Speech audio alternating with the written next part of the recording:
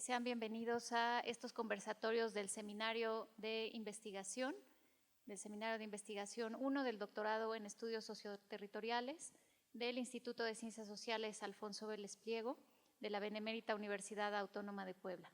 El día de hoy, dentro de los conversatorios del seminario, que tienen el objetivo de invitar a diferentes especialistas, investigadores o actores sociales que de alguna manera están involucrados en temas de investigación que nuestros tesistas están desarrollando.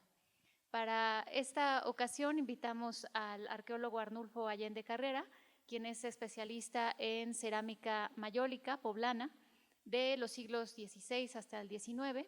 Arnulfo es egresado de la Escuela Nacional de Antropología e Historia, es arqueólogo, actualmente es director de artesanías del Gobierno del Estado de Puebla y bueno, es arqueólogo obviamente de profesión, y Arnulfo participó en el proyecto Estanque de Pescaditos en el 92 al 94, y también Arnulfo es el descubridor de Casa de Mendrugo, de este entierro prehispánico que se encuentra en nuestra ciudad, ¿no? Y que de alguna manera resignificó la historia de Puebla.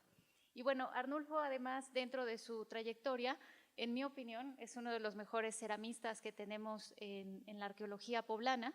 Entonces creo que es muy valioso el tenerlo el día de hoy, sobre todo porque una de nuestras compañeras doctorandas es Ana Laura Mireles, quien está desarrollando una tesis sobre las diferentes industrias y locerías de cerámica talavera en la ciudad de Puebla. Entonces el tema pues se relaciona directamente con el tema de Ana Laura. Entonces le damos la bienvenida a Arnulfo y le agradecemos su participación. Muchas gracias. Antes que nada, gracias por la invitación a la doctora Citlali, a la maestra Ana Laura Mireles. Muchas gracias. Es un placer estar en la UAP, porque yo también en varias ocasiones, doctor, en varias ocasiones he sido como alumno o como profesor o como investigador o como compañero, he sido también orgullosamente universitario. Me da mucho gusto estar aquí. Gracias, buen día. Bueno, vamos a hablar de la talavera poblana. Obviamente para nosotros es un elemento patrimonial. No podemos pensar en Puebla si no se nos viene a la mente de inmediato colores azules y blancos, ¿no? Y figuras así como chinescas, ¿no? Sin embargo, la talavera tiene orígenes diversos y tiene orígenes mucho más profundos de lo que podríamos pensar a priori. Precisamente debemos tener en cuenta una cosa. Puebla, lo que ahora es el estado de Puebla, nuestro territorio actual, fue cuna de al menos dos tradiciones de elaboración de alfarera muy importantes en épocas mesoamericanas. Como ejemplos bastan solo estos dos, ¿no? La famosísima cerámica polícroma de Cholula, esta tipo códice, o la cerámica conocida como anaranjado delgado del sur de Puebla, que todavía los arqueólogos nos tendremos que pelear más años para saber si es de Ixcaquistla, de Tepeji, de Huejonapan o de toda la región, pero finalmente es del sur de Puebla y son dos elementos que aportó lo que ahora es nuestro estado, Puebla, aportó a la cultura material mesoamericana, importantísimos, ¿no? Sin embargo, el estudio bueno, por principio hay que tener en cuenta la talavera técnicamente es una losa, un tipo de cerámica que se llama mayólica. Mayólica porque después de que los persas en el siglo VII la llevan a Europa, comienza a ser producida de manera importante en Italia y en España, y como los embarques españoles salían del puerto de Mallorca, los italianos no lo podían pronunciar bien y se le quedó como nombre mayólica, la losa mayólica, ¿no? Pero técnicamente es una losa que está elaborada con pasta de barro, así, arcilla común, como la que conocemos aquí nosotros, con un recubrimiento de óxidos de estaño y de plomo. El estaño que da esta base blanca cremosa, el plomo que da la textura vidriada, la textura que impermeabiliza las vasijas. Entonces, teniendo en cuenta esto, el estudio de la mayólica, y en específico la poblana, comenzó a ser importante y comenzó a captar la atención de digamos, los estudiosos, ¿no? En principio de los anticuarios, ¿no? Comenzó como gusto de anticuaristas, pero a principios del siglo XX, en Estados Unidos, hubo investigadores que comenzaron a ponerle atención y entonces comenzaron a investigar la mayólica poblana sobre o utilizando para esto piezas que estaban en museos, básicamente museos y colecciones privadas, cosas como las que vemos aquí. Sabemos la colección Bello, ¿no? La colección Franz Mayer, por ejemplo, o la de Fomento Cultural Banamex, colecciones así, bueno, algunas en museos de Estados Unidos también, ¿no? Entonces, así comenzó la investigación.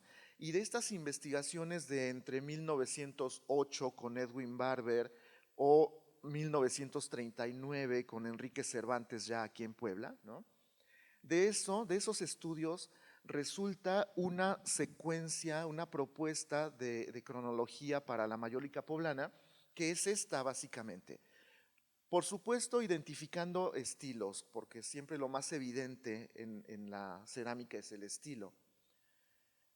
Un estilo que dice hispano-morisco, luego uno totalmente de influencia, ellos dicen española, ¿no? El de la influencia oriental y finalmente un estilo poblano, pero lo interesante aquí es ver las fechas, ¿no?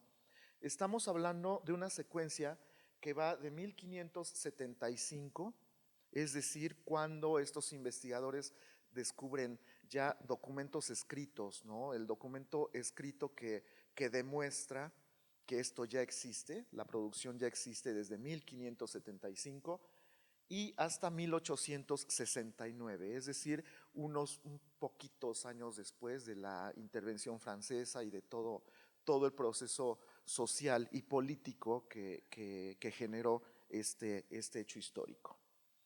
Entonces, tenemos por principio, ¿no?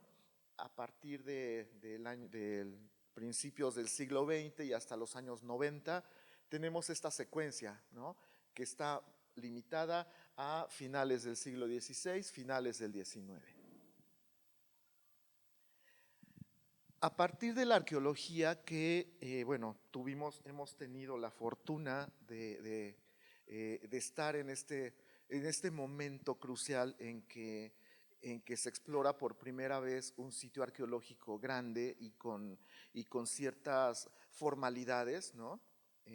Técnicas y metodológicas, que es el Paseo San Francisco en 1900, entre el 96 y el 98, y luego una etapa de 2003 a 2005, ¿no? Y a partir de eso, bueno, es que antes de Paseo San Francisco siempre nos van a decir, ay, sí, tu Paseo San Francisco, ¿no? Siempre, claro, porque antes de Paseo San Francisco, la arqueología en Puebla era impensable.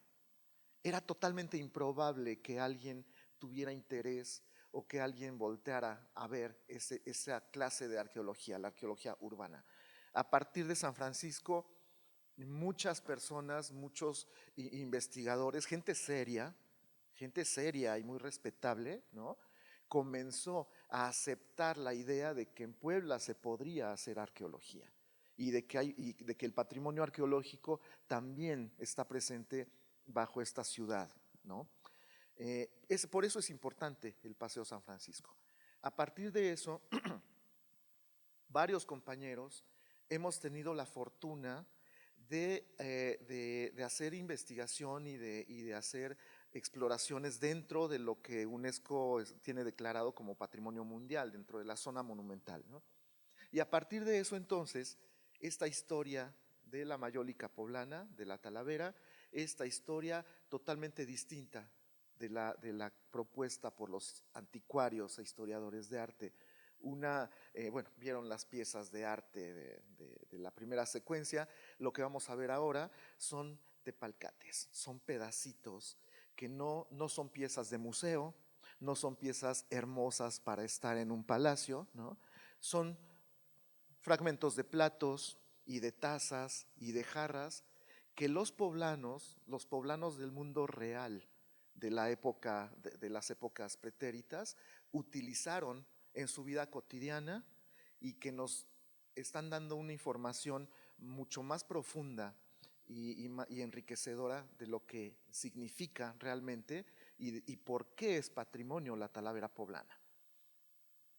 Comenzamos, bueno, con estas fases, ¿no? Y vamos viendo esto, ¿no? Hay una fase que hemos detectado arqueológicamente y le hemos propuesto como fase fundacional, que es justamente de 1531 a 1550, es decir, esta época en que los primeros colonos poblanos, esos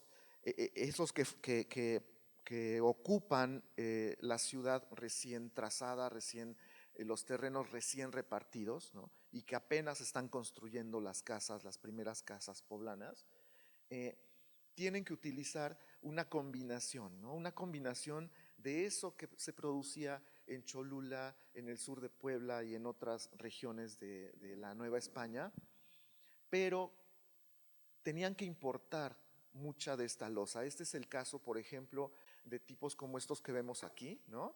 Que provienen de Sevilla, de Toledo o de Italia también, ¿no? Losas importadas porque, bueno, ellos estaban acostumbrados a comer de cierta manera, ¿no? Entonces tenían que importar los platos, las tazas. Esto, digamos, no es poblano, pero es el antecedente de la necesidad que tuvieron estos poblanos primigenios de hacerse de losas y de vasijas para cubrir sus necesidades cotidianas, ¿no?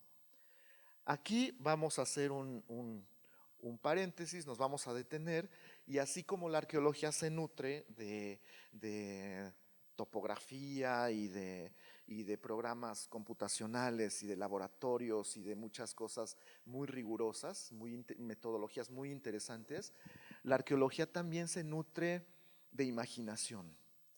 Así que vamos a hacer un ejercicio, todos, de imaginación, ¿sí? Que es muy, muy importante hacerlo. Imaginemos que el señor de la izquierda es un maestro alfarero que nació en Toledo y aprendió a hacer alfarería y a desarrollar su arte en Toledo, ¿no? Y de repente ve la oportunidad de venir a América a probar suerte y llega solo. Tiene que montar un taller de cerámica. ¿Y qué hace aquí el maestro toledano, ¿no? Pues busca a los que saben trabajar la cerámica, a los que tienen siglos trabajando la cerámica, y ellos son los de la derecha, son los olleros cholultecas, por ejemplo. Y entonces se une con ellos y sucede aquí, imaginemos este momento, ¿no? Imaginemos este momento interesante en que el losero español, el maestro español, les dice a los olleros cholultecas: hay que pintar en este plato, hay que pintar una palmeta persa. ¿Ustedes han visto alguna vez una palmeta persa? ¿Alguien de aquí? ¿No? Yo tampoco. Por supuesto que los olleros cholultecas tampoco habían visto una palmeta persa. Jamás habían visto una palmera datilera en el desierto, ¿no? de Irak o de Irán, ¿no? Y no sabían cómo era una flor de esas, cómo es una palmeta persa, ¿no? Bueno, pero el maestro toledano les explica con señas y como puede se dan a entender, y lo que logran juntos el maestro toledano y los olleros cholultecas, logran juntos esto que vemos en medio, ¿sí? Una pieza con una flor ahí pintada, es una flor, en serio. ¿Por qué es importante imaginarnos este momento? ¿Por qué es importante este momento? Porque este momento es el nacimiento de la Talavera poblana, ¿sí? Este tipo se llama San Juan Polícromo. tiene un barniz todavía no bien logrado, se ve grisáceo de repente, medio manchado a veces, ¿no? Muy craquelado, de muy mala calidad todavía. Los colores, ese azul es muy apagado, muy poco brillante, ¿no? Se ve como deslavado también. Las flores son muy raras, muy raras estas flores, ¿no? Y sin embargo son el origen de la Talavera poblana. Son los ensayos en el siglo XVI, por ahí de 1535, 1540, en que apenas se está intentando hacer mayólica aquí en Puebla. Y surge justamente de esa combinación de tradiciones, ¿no? de los loceros mesoamericanos con los maestros europeos. De aquí entonces vamos a una fase que es la colonial temprano, que va de 1550 a 1650, y es justamente donde se dan estos primeros ensayos, ¿no? Se consolida una industria primigenia, ¿no? En Puebla. Aquí ya hay, ahora sí, en este periodo, ya hay incluso documentos que prueban que ya existen locerías formales y venta de loza generalizada aquí en Puebla, ¿no? Y de esto surgen por este tipo de cosas, ¿no? Estos son el tipo San Juan polícromo, ¿no? Que bueno, ahí ya vemos ya variedad de formas, ¿no? Desde formas utilitarias, vasijas para almacenaje, para servicio o alimentación, y también azulejos, por ejemplo, ¿no? La importantísima aplicación de la mayólica en arquitectura, ¿no? Otros tipos cerámicos como este que se llama San Luis azul sobre blanco, que los historiadores de arte identificaban como de la tradición hispano-morisca, ¿no? Sí, por supuesto, la palmeta persa es de tradición islámica, también estas flores que no entendemos, todavía no logramos entender qué flor es esta, ¿no? Pero insisto, ¿no? Insisto, es este ejercicio interesantísimo de un europeo explicándole a un local cómo es una flor allá, ¿no? Y sin haberla visto nunca, ¿no? Luego viene esta otra fase, la colonial medio, que es muy importante, ¿no? En esta época se da, por ejemplo, las primeras ordenanzas, ¿sí? Del gremio de los ceros. De la misma manera que en Europa, obviamente esto era un virreinato, ¿no? En nuestro territorio así estuvo administrado, ¿no? En esa época, y como tal, los modelos administrativos de Europa se trasladaron también a América, y entonces en 1653 existe ya evidencia escrita, un acta de un gremio de loceros de blanco aquí en Puebla. ¿Por qué de blanco? Pues porque era muy riguroso el sistema de los gremios, ¿no? Solamente tenían permiso de tener talleres y elaborar y comercializar loza ciertas personas, y en el caso de los loceros, los de blanco eran los españoles, los maestros peninsulares con sus oficiales, aprendices, etcétera, pero el jefe, digamos, del taller era europeo, ¿no? O de ascendencia europea posteriormente.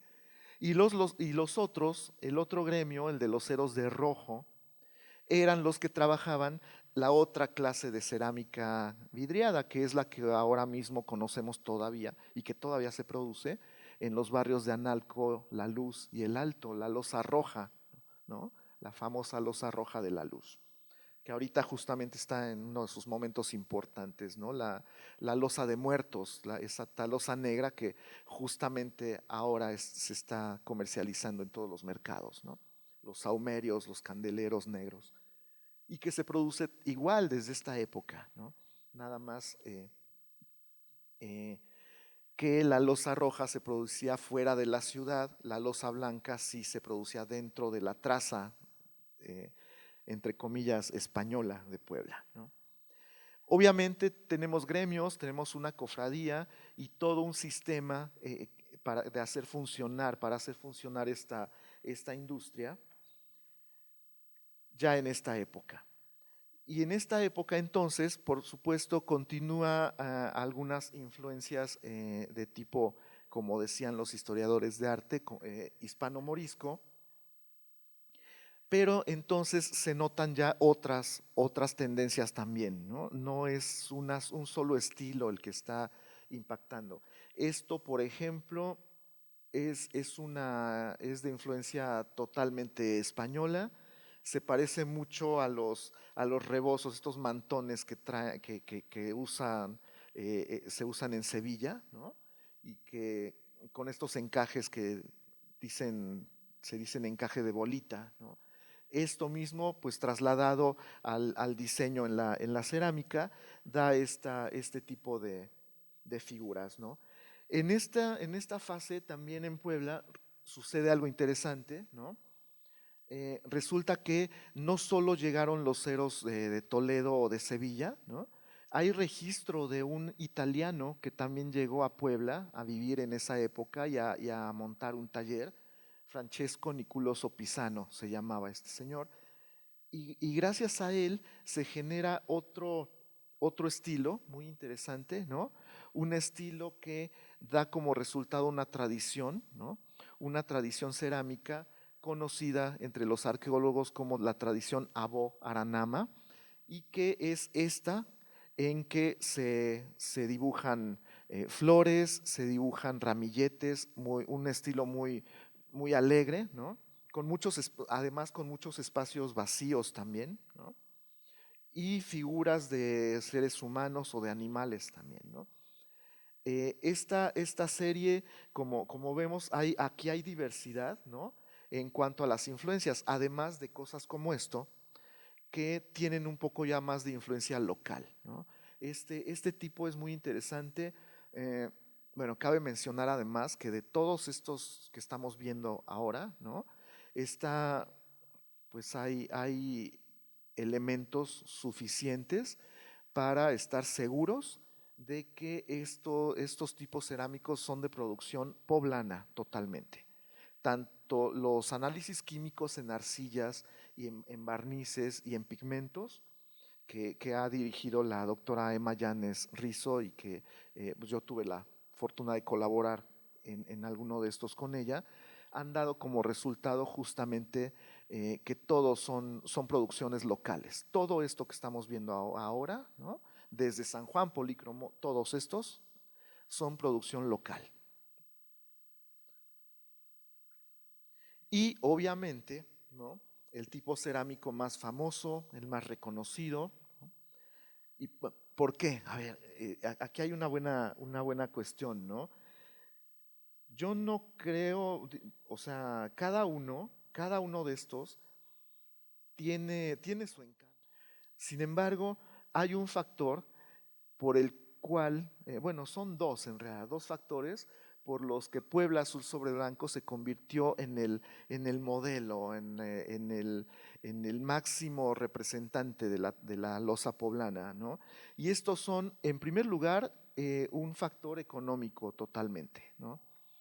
El cobalto, de todos los colorantes, de los 5 colores de la mayólica poblana, el cobalto siempre fue el más caro, ¿sí? Los polvos azules que venían de Persia, carísimos, sigue siendo muy caro, y por lo tanto eso significa que estas piezas decoradas con azul principalmente, o solo con azul como estas, obviamente deben haber sido mucho más caras que las otras, ¿no? Mucho más caras que las verdes o amarillas, ¿no? Así que estaban destinadas y eran consumidas por sectores de población con mayor poder adquisitivo, ¿no? Esa es una. Y la otra, la moda, porque además siempre hemos sido iguales los seres humanos, ¿no? En todas las épocas y en todos los lugares. Siempre queremos estar a la moda, y la moda en ese momento era China, ¿no? Entonces había que copiar los modelos orientales, había que estar a la moda, y por eso el azul sobre blanco, ¿no? En las piezas más caras, en las piezas más grandes, más vistosas y en las casas más ricas también, ¿no? Y eso es la razón, además de que Puebla se convierte en un centro productor así muy, muy fuerte, pues porque la Ciudad de México, que consumía mucha loza poblana también, pide mucha más azul sobre blanco que cualquier otro lugar, ¿no? Y el sur de Estados Unidos, la Florida, por ejemplo, ¿no? Pide el Caribe, incluso Colombia o Venezuela también hay evidencias de comercio, ¿no? Y es esta época la que da este auge, la que da esta prosperidad, ¿no?, económica a Puebla a través de el comercio de la loza. Esta fase, la colonial tardío, es importante porque a pesar de que sigue siendo el siglo XVIII, ¿no?, está terminando el siglo XVIII y hay procesos sociales y políticos importantes, por supuesto, en Europa, ¿no? En Europa, en 1779 sucede algo fuerte, ¿no? La independencia bueno, el movimiento francés, ¿no? En Estados Unidos, las 13 colonias, en Inglaterra, la revolución industrial. Están sucediendo muchas cosas en este momento, es importante este momento. Aquí lo que sucede son básicamente dos cosas, ¿no? Una es que pues la dinastía Borbón implanta reformas liberales en cuanto al comercio, ¿no?, y a la producción, al sistema productivo, y comienzan a ser liberadas, por ejemplo, las redes de comercio, ¿no? Comienzan a llegar productos, ya ahora por vía legal, en realidad siempre llegaron, ¿no? De manera ilegal, siempre hubo tráfico de productos del resto de Europa y de Asia de forma ilegal, pero en este momento ya comienza a haber libre comercio, comienza a haber otro tipo de transacciones, ¿no?, ya legales a la Nueva España. Y por otra, eso es, digamos, al exterior, ¿no? Pero aquí en el interior, aquí dentro, alrededor de 1789, 1790, ¿no?, hay ya un grupo, uno o varios grupos, ¿no?, de personas que ya no se sienten muy ligados a España y que ya se les ocurre que esto no es una nueva España, sino que es otra cosa. Y uno de ellos incluso, Francisco Javier Clavijero, se atreve a decir en 1780 y algo, en su historia antigua, ¿no?, se atreve a decir, dice dos palabras ahí en su obra, ¿no? Dice México y dice mexicanos. Y la pregunta sería en ese momento, ay, en 1790, ¿qué es México? ¿Y quiénes son los mexicanos? En 1790 eso no existe, ¿no? Aquí lo importante es que este grupo de intelectuales, este grupo de empresarios de la época, ¿no?, este grupo de personajes notables ya empiezan a manejar, ¿no?, y a hablar de una conciencia diferente del virreinato, ¿no? Ellos inventan varias décadas antes de que se consume, de que haya un movimiento de independencia y de que se consume, ellos ya tenían aquí en la mente que existía algo que se llama México y que existían unas personas que eran mexicanos, ¿no? E incluso se atreve a decir que los elementos culturales del pasado son parte, hay que conservarlos porque son parte de nuestra identidad y de nuestra patria. O sea, eso todavía años antes de que el cura Hidalgo comience con la revuelta, ¿no? Esta época obviamente es una época de descomposición, ¿sí? Y eso también le afecta a la industria de la loza. Esta descomposición que genera, curiosamente, ¿no?, esta descomposición y esto que investigadores antiguamente consideraban como decadencia y como desorden, ¿no? Genera órdenes nuevos y genera otras tendencias distintas. Aquí vemos, por ejemplo, una muestra general de estilos que imperan en esta época de descomposición, ¿no? O reminiscencias rococó, por ejemplo, ¿no? Ahí se notan como barroquismos todavía, ¿no? Se nota influencia oriental también, todavía un poquito de influencia oriental, pero también aquí hay dos factores, dos elementos interesantes, ¿no? Uno, insisto, la moda, siempre la moda, ¿no? Estos dos variantes, el azul punche y el San Francisco, que tienen mucho azul, ¿no? Y que están casi copiados, ¿no? Son así las copias locales de tipos cerámicos como el azul aperlado o el de Delft, ¿no? De inglés, de losas inglesas, o este azul oscuro, azul cobalto oscuro, que en el caso de las losas de Alcora, en España, ¿no? El tipo cerámico de Alcora tiene los diseños pintados en dorado, obviamente con oro, ¿no? Pero aquí se produjo en azul con diseños blancos, así como se ve ahí, al revés, ¿no? En lugar de azul sobre blanco, blanco sobre azul. Pero además de eso, hay otros elementos interesantes. Elementos como los que están abajo, como el que dice San Marcos, Aranama, ¿no? Que ahí ya no vemos influencia de nada. Ahí ya no, bueno, yo, varios compañeros, ya no encontramos ahí, ya no logramos identificar ahí ninguna influencia externa. Esto parece que es algo nuevo, parece que es algo que está sucediendo nada más aquí, en Puebla, y comienza justamente en esta época. Para entrar a otra fase, la fase independiente, cuando, por ejemplo, ¿no? Uno de los factores crucial es la abolición de los gremios. Estos gremios que regulaban la producción, que regulaban el estilo también, porque todos tenían que apegarse, todos los loceros tenían que apegarse a unas formas y decoraciones aceptadas por los gremios, ¿no?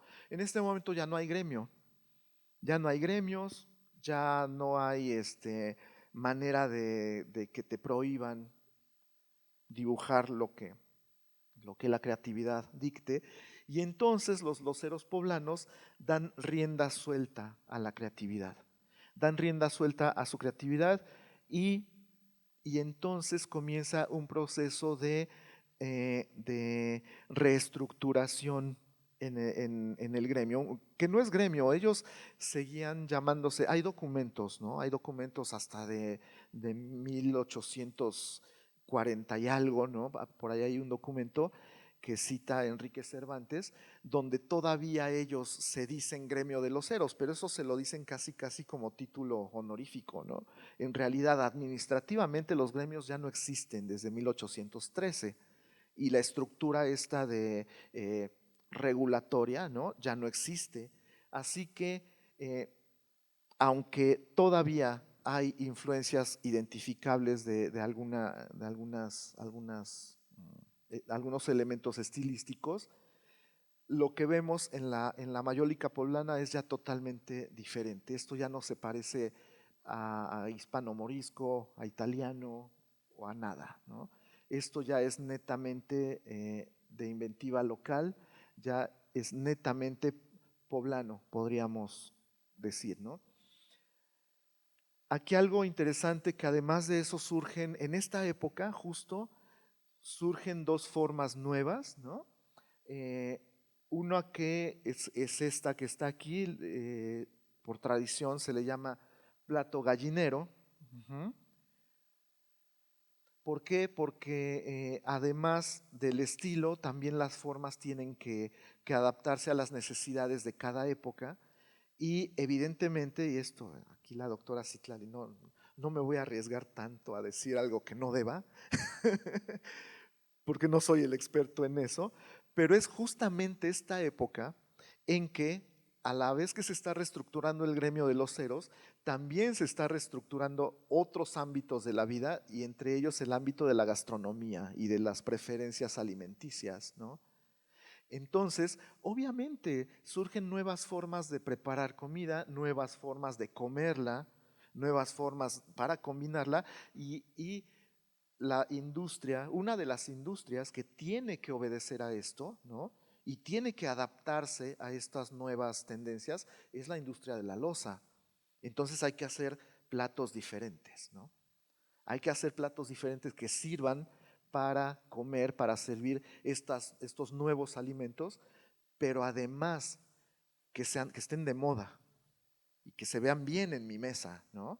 Que se vean así bien afrancesados como es la moda de las élites, ¿no? Entonces, por eso se imitan los solanes de las lozas inglesas y holandesas, se imitan con estas muesquitas que se le ven, esas como molduras que se le ven a estos platos gallineros, ¿no? Y se imitan, por ejemplo, esos, en el tipo este que dice malva polícromo, se imitan esos ramilletes de las lozas de Alcora o de Meissen, ¿no? Las porcelanas francesas, se imitan, pero de una forma muy, muy local, ¿no? Y además algo bien interesante, son frecuentes en esta época las guirnaldas, por ejemplo, las guirnaldas, estas guirnaldas de flores o los festones también, ¿no? No olvidemos que es una época, todo el siglo XIX, todo este periodo, es una época de guerra, es una época de conflictos y también de identidad patriótica, ¿no? De exaltación patriótica. Incluso hay algunos platos que están en la colección Franz Mayer, por ejemplo, que tienen esto que se ve a la izquierda y hasta abajo, que dice Tivoli, este tipo que proponemos como Tivoli, ¿no? Hay unos que en medio dicen Viva México y así inscripciones interesantes de exaltación patriótica, ¿no? Justamente por la época que se está viviendo en este momento y en la cual están todas las intervenciones, ¿no? La norteamericana, las francesas, todo el imperio, todos estos movimientos políticos de la época, ¿no?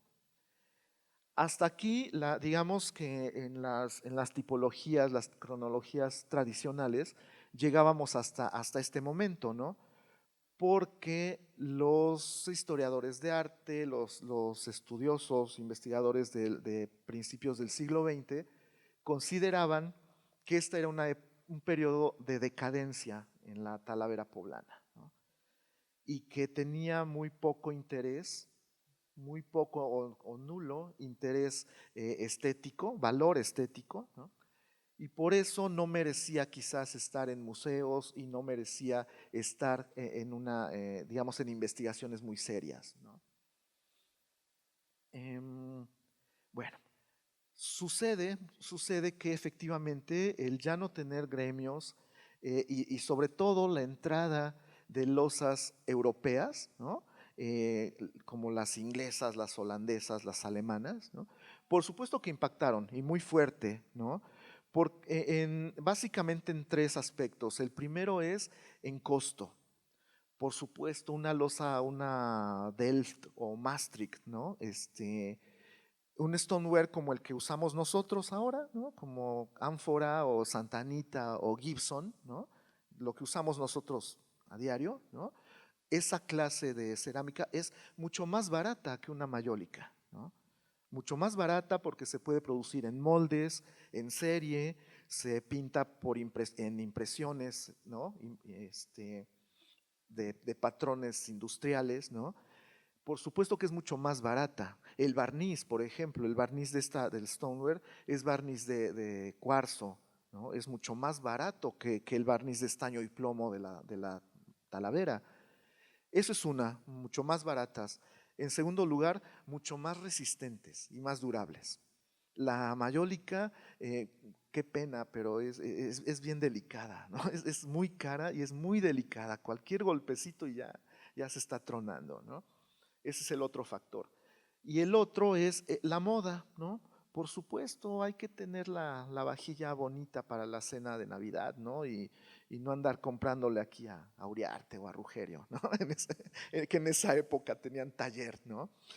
Eso es lo que pensaban en ese momento. De hecho, todavía hay poblanos, esto es bien interesante, ¿eh? Yo he conocido siete veces me han dicho esto, ¿no? Poblanos nacidos ahí alrededor de 1950, 1960 incluso, ¿no? Que cuando ven esto, cuando ven alguno de estos, así en automático me han dicho, 7 veces me han dicho, sí, sí, loza corriente. Así le dicen, loza corriente. ¿Por qué? Porque en esta época, y todo principios del siglo XX quizás, ¿no?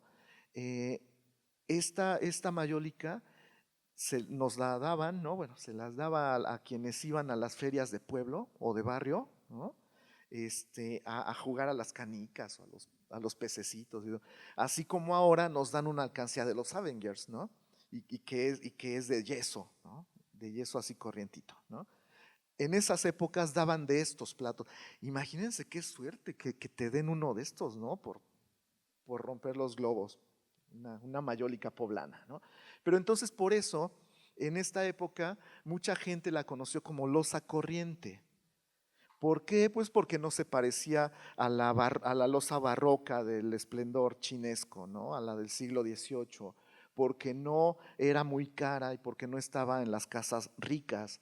Entonces por eso se le dio esta connotación como de barata, corriente, poco interesante, ¿no?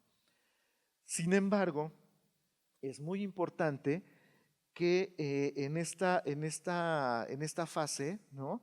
Se dan ya otro tipo de expresiones estéticas, totalmente distinto. Esto ahora sí ya no hay aquí nada de influencia, ahora sí es totalmente poblano.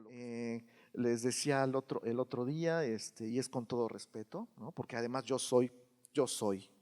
me asumo así, pero este es el momento en que surge la esencia pipope en Puebla.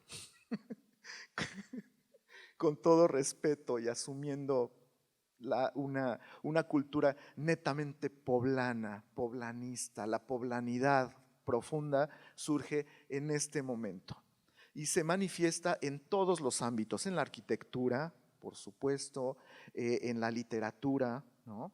Eh, obviamente, bueno, en la cerámica, ¿no? Y vean, volviendo al tema de la comida, ¿no? Surge otra forma muy interesante, ¿no? Y decía el otro día una alumna, ¿no? Decía, ay, eso es un plato pozolero. Sí, pero nada más hay que tener en cuenta que el pozole se popularizó después de 1920 y algo, ¿no? Después de las festividades del centenario de la independencia, que todavía le tocó a don Porfirio Díaz celebrar, festejar. Después de esto, del movimiento postrevolucionario, se popularizó el pozole. Antes de eso no comíamos, no se comía el pozole. Bueno, eso ya, luego podemos platicar más de eso. Exacto, ¿no? Asociado a la identidad nacional, ¿no? El pozole. Pero antes del pozole, ¿no? En esta época, más bien lo que era común, ¿no? Era un buen mole de guajolote. Así que los loceros poblanos tuvieron que inventar una forma nueva, tuvieron que adaptarse a esa preferencia y crearon el plato guajolotero, que son unos platos que tienen unas paredes así muy altas, ¿no? Y donde cabe perfectamente un cucharón de mole y una pierna o un ala de guajolote, ¿no? Ahí está, es la forma más frecuente que se presenta en esta época, ¿no? Además ya de otro tipo de decoraciones en las que surgen, por ejemplo, estas dos de abajo, la que dice Santa Rosa y el Carmen. Santa Rosa, bueno, porque tenemos unas piezas que están rotuladas y que fueron hechas especialmente para el convento de Santa Rosa, que todavía funcionaba a finales del 19, principios del 20, Y el Carmen, bueno, le pusimos así porque el mejor muestrario de Talavera en negro sobre amarillo está en los paneles que están ahí en el Templo del Carmen, aquí en el centro de la ciudad, ¿no? Entonces, esto sería, digamos, ya el estilo totalmente local, el de la época independiente, ¿no? Pero no llega hasta ahí, ¿no? No llega a eso nada más, ¿no? La historia de la Talavera puede continuar y eso ya nos queda, a los arqueólogos del futuro se los dejamos, ¿no? Esperemos que lo tomen. Y a nosotros que queramos seguir investigando un poco, ¿no?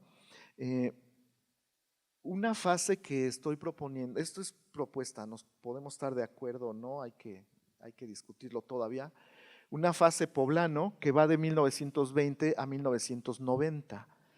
Es muy importante esta fase porque así como dicen los historiadores de arte de la época de la decadencia y de que estaba muy feíta la Talavera en ese momento y todo, ¿no? En el siglo XX, a principios del XX, más bien después ya de la Revolución, en la época en que se busca la construcción de una identidad nacional, ¿sí? En este momento llega a Puebla don Enrique Ventosa, era un alfarero y artista plástico español, y llega y se junta con al menos 3 personas. Había más, hay más, pero los más importantes son ellos 3, ¿no? Pedro Sánchez, Miguel Martínez, ¿quién más? Miguel Martínez, Miguel Martínez, Pedro Sánchez, que son pintores, pero además se juntan con el único de ellos que tenía taller, y era don Isauro Uriarte. Entonces, ellos generan un equipo muy interesante, ¿no? Que no es el término quizás adecuado, pero entre nosotros le hemos dicho el equipo revival de la Talavera poblana, perdón, el equipo de loceros y de pintores que rescatan la técnica, pero también rescatan el diseño antiguo, ¿no? Por supuesto, retoman otra vez mucho azul sobre blanco, ¿no? Porque es el más famoso, el más prestigiado, ¿no? Pero por supuesto que esto ya no tiene motivo, ya no es una adaptación así directa de motivos chinos o de influencia oriental, ¿no? Pero además de eso, generan otro tipo de cosas, ¿no? Estos paneles que están ahí en el Museo de Santa Rosa y que están firmados por varios de ellos. Unos dicen Pedro Sánchez, otro dice Miguel Martínez, y casi todos tienen la Y de Isauro Uriarte también, ¿no? Que es justamente esta época de la búsqueda de identidad nacionalista a partir de formas estéticas y de elementos del pasado totalmente combinados, ¿no? Una mezcla muy interesante. Por otra parte, elementos como está muy interesante este panel porque es una recreación de la fundación de Tenochtitlan, ¿no? Ahí se ve el lago, se ve un pequeño islote muy chiquito, ¿no? Con el nopal y el águila ahí de Huitzilopochtli parado encima del nopal, y al fondo los volcanes que por supuesto están vistos al revés, ¿no? Nosotros vemos desde el otro lado los volcanes, ¿no? Y hay un sacerdote, un mexica haciendo ahí alguna reverencia a este símbolo.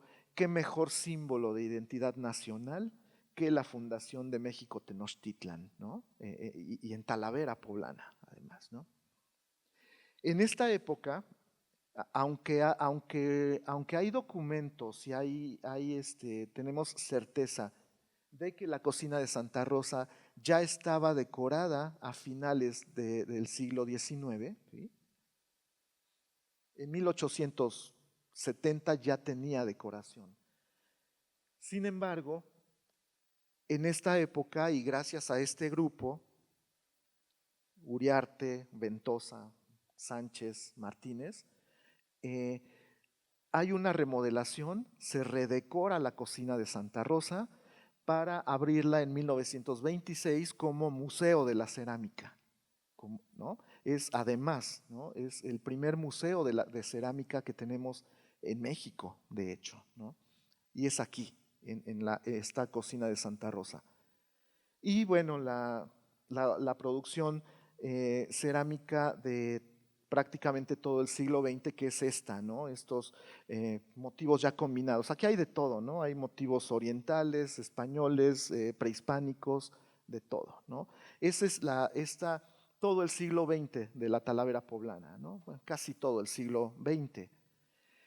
En este momento hay otro proceso muy interesante que es la Talavera, por supuesto, en esta época, a pesar de ser rescatada la técnica y el estilo, y además de aportar un estilo propio, esta época, también debemos reconocer que no logró para nada repuntar en el aspecto económico. La Talavera quedó relegada a la decoración, ¿sí? A tener un regalo bonito y para solo estarlo contemplando, ¿no? Y no llegó, no volvió, la Talavera no volvió a formar parte del menaje doméstico de una casa, de una mesa, de la cotidianidad de una mesa poblana, ¿no? No volvió por los costos, por el estilo, por la moda, ¿no? No volvió. Y sí, por el contrario, sí pasó a ser parte de lo que el boom del turismo cultural, ¿no? Que a partir de 1950, ¿no? Y hasta los 80, generó toda una serie de objetos y de cosas que pasaron a la categoría de Mexican Curious, ¿no? Souvenirs para llevar y decir, mira, yo estuve en Puebla, aquí dice, recuerdo de Puebla, ¿no? Y eso generó otra industria alterna en Guanajuato, por ejemplo, ¿no? Que, bueno, si vamos al Parián, lo que vemos en el Parián y que dice recuerdo de Puebla, está hecho en Guanajuato, en naves industriales, ¿no? En maquiladoras guanajuatenses, que no está hecho con el proceso tradicional de la talavera, ¿sí? Que no tiene los materiales ni los pigmentos que se usan para hacer talavera poblana, ¿no?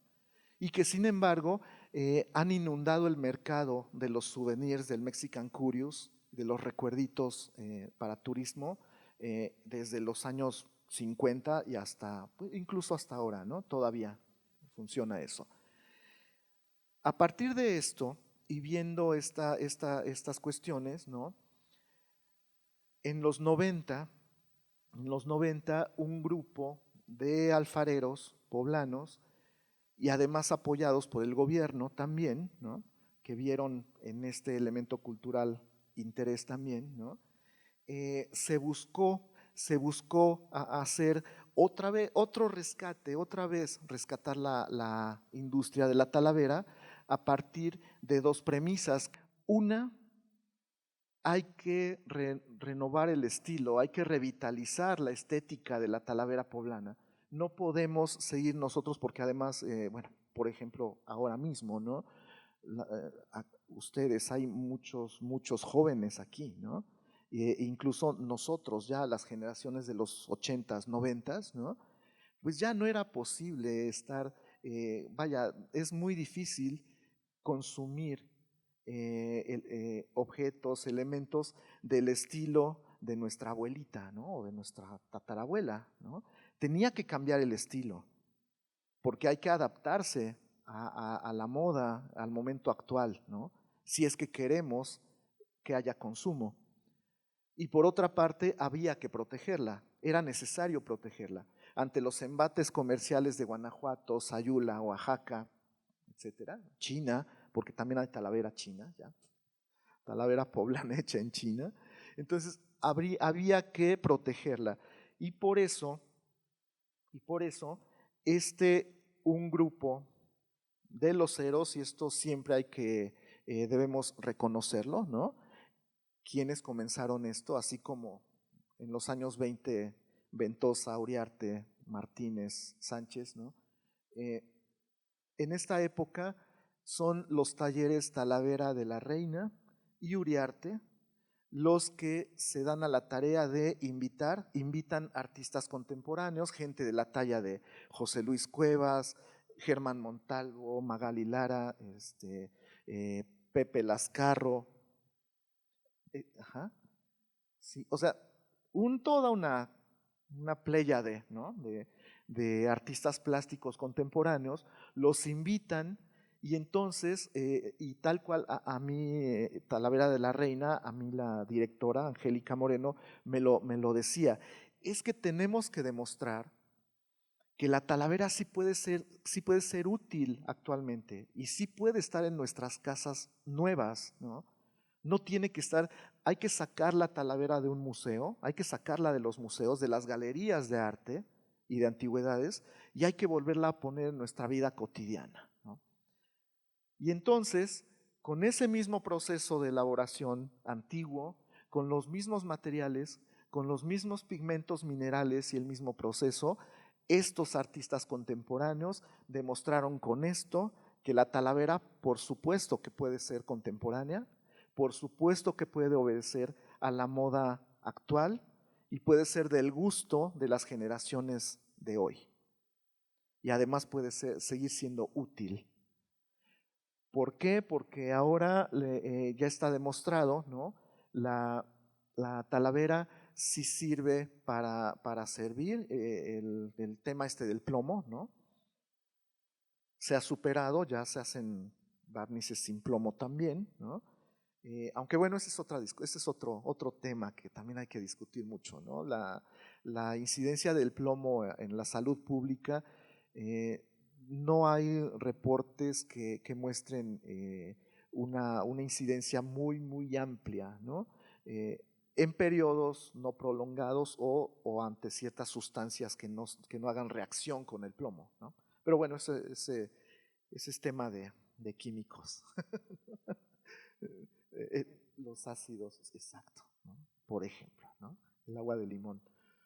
Bueno, pero finalmente lo que ellos han demostrado, y eso sí es cierto, ¿no?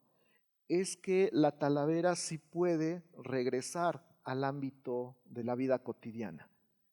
Sí es un elemento que puede seguir siendo útil y que puede seguir, y que sí puede ser parte del gusto, ¿no? Esto, por ejemplo, esto que vemos, por supuesto, no tiene nada que ver con los tibores de la colección Bello y González, ¿no? O con los platos arqueológicos que están en la Casa del Mendrugo, ¿no? Pero sigue siendo, y eso es lo interesante, ¿no? El valor sigue siendo producto artesanal, producto de la mezcla de arcillas, de la preparación de las arcillas, el proceso de secado a la sombra, la pintura a mano, sigue siendo como sea, ¿no? De cualquier manera, cada pieza sigue siendo única porque cada pieza está tocada por las manos de un artesano. Y aunque sean el mismo modelo, aunque pidamos del conejito, podemos pedir 20 piezas, pero las 20 piezas van a ser distintas, porque cada una va a ser tocada de manera individual por un pintor, ¿no? Teniendo en cuenta esto entonces, ¿no?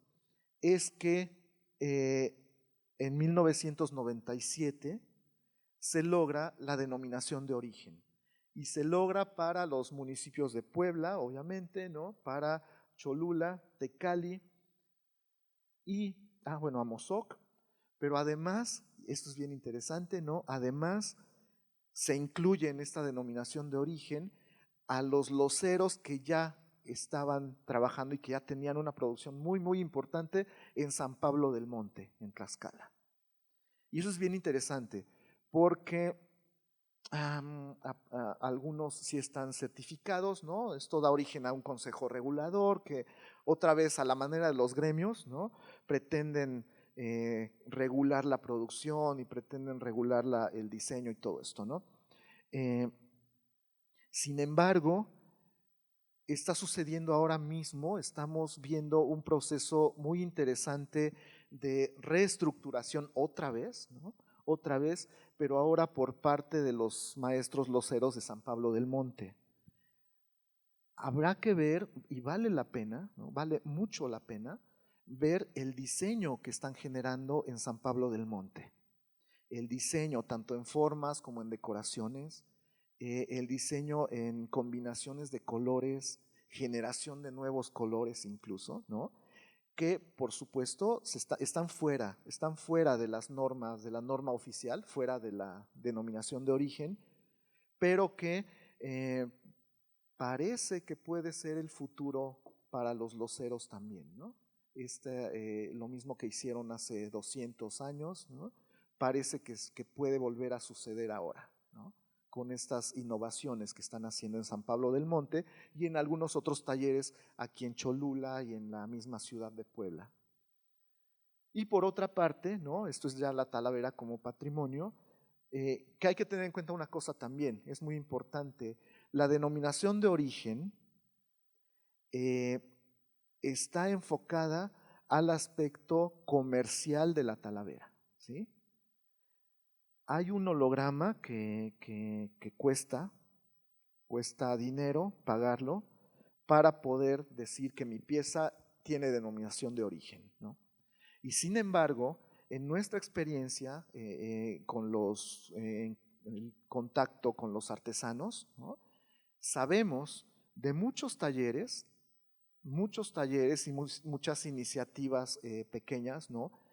De alfareros que están trabajando con muy buena calidad, están haciendo mayólicas de muy, muy buena calidad y que no tienen dinero para pagar el holograma y por eso no pueden vender sus productos como Talavera certificada, ¿no? Sin embargo, eso no les resta mérito porque la creatividad sigue estando presente y el proceso también. Y por eso mismo es importante esta declaratoria de UNESCO, ¿no? Del 2019, que no tiene nada que ver con la denominación de origen, son cosas totalmente distintas, ¿no? La declaratoria es compartida para Puebla y para Talavera de la Reina y Puente del Arzobispo en España, pero lo que está declarado como patrimonio inmaterial es el proceso, ¿sí? Esto no tiene nada que ver con cuestiones comerciales de mercado, ¿no? Es el proceso, es decir, todo el patrimonio inmaterial que es el conocimiento, la experiencia acumulada por cientos y cientos de años para producir una clase de cerámica que ha sido la más moderna, la más actual y la de moda en todas las épocas de desarrollo histórico de nuestra ciudad. A mí me gusta pensar y decirlo, ¿no? Que la Talavera poblana es el elemento que tiene más actualidad antigua de todos, ¿no? O sea, la muy antigua modernidad de la Talavera poblana. Porque en cada época, como hemos visto, en cada época va obedeciendo a las aspiraciones de cada sociedad, en cada siglo, va obedeciendo a las modas, a las influencias y va siendo parte de elemento importante de la vida cotidiana de nuestras sociedades. El valor patrimonial de la Talavera es justamente ese.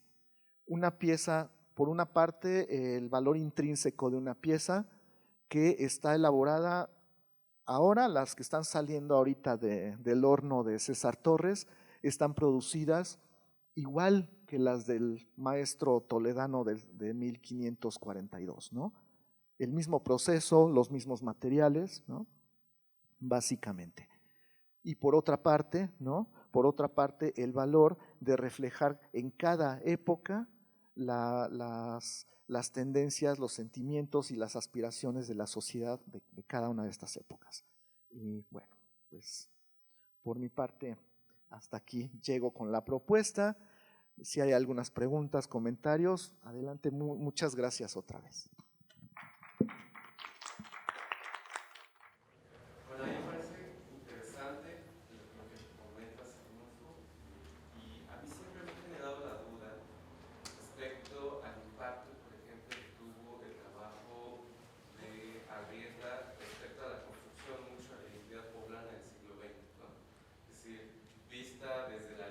construcción misma como los objetos que se utilizan en la mesa. Y estoy pensando específicamente en la mayólica poblana y en las losas vidriadas también hechas en Puebla, ¿no? Que yo creo que las losas poblanas vidriadas serían en esencia las que siguen teniendo licencia de cocina y que pueden ser como más democráticas, ¿no? En ese sentido, más que la mayólica, ¿no? Entonces, mi pregunta sería, ¿qué impacto tuvo, o sea, quién influyó en esta construcción visual del siglo XIX respecto a tanto a la pintura como a la cerámica? Es decir, ¿Arrieta influyó a proyectar lo que es la identidad del siglo XX o es la mayólica quien le dará ese plus, las losas que le darán ese plus a la obra de Arrieta en esta construcción visual de la poblanidad, ¿no?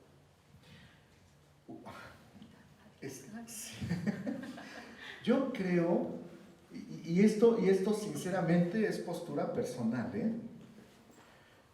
yo pienso que es la visión, la concepción de Arrieta, ¿no? la que da digamos, la que da la pauta, ¿no? ¿Por qué? Porque recordemos lo que mencionábamos hace rato, ¿no?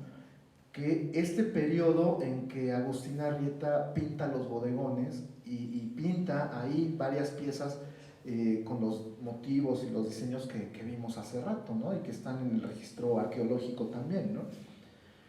Pero tengamos en cuenta que es la época justo en que la talavera poblana no es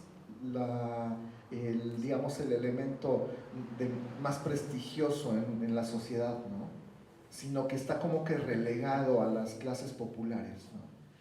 Yo pienso que en dos sentidos, ¿no? En principio, uno de los valores de la obra de Arrieta es justamente el retratar la cultura popular, que es, curiosamente, es lo menos popular, ¿verdad? De cada época, ¿no? Retratamos los conceptos y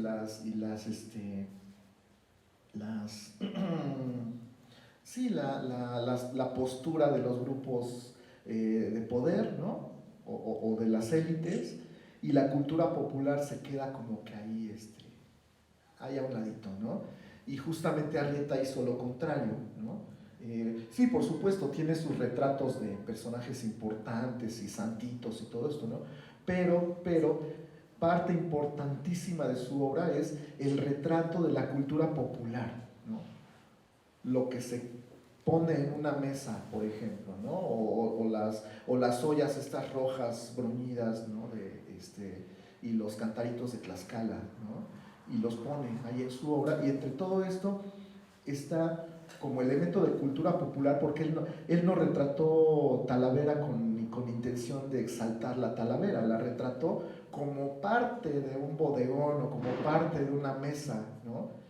Desde el punto de vista de la cultura popular. Y eso es riquísimo, porque ¿qué haríamos sin esos registros de Arrieta, ¿no? Entre varios otros, ¿no? ¿Qué imagen tendríamos de la cultura popular de la época, ¿no? Si nos faltara eso, ¿no? Eso por un lado. Y por otra parte, que es quizás lo más importante de Arrieta, es que a pesar de no retratar la postura o la visión de las clases altas, ¿no? y ser así como que más de cultura popular, a pesar de eso, estos elementos sí forman parte, ¿no? La obra de Arrieta es una parte sustancial en el registro de la construcción de la identidad nacional, ¿no? Y en específico de la identidad de la poblanidad, ¿no? De la identidad poblana auténtica, ¿no? Yo creo que ese es el valor de Arrieta, ¿no? Y que no tiene que ver con una exaltación a la Talavera, sino al revés. Eso es lo que yo percibo. ¿Alguien más preguntar? Otra pregunta, ¿a qué se deba que, por ejemplo, las familias que se dedicaron a la talavera, yo creo por el celo, ¿no? o la competencia, no se llevaran tanto, ¿no? Y ahí, bueno, algo que yo estaba haciendo dentro de mi investigación es que están como los temas muy aislados en cuanto a las familias. Como que hay personas que solamente o trabajan de arte o lo que encuentran, bueno, es lo que van trabajando. El gremio de los ceros, ¿no? Bueno, ya no está constituido ahora como gremio, ¿no? Pero es un gremio muy complejo.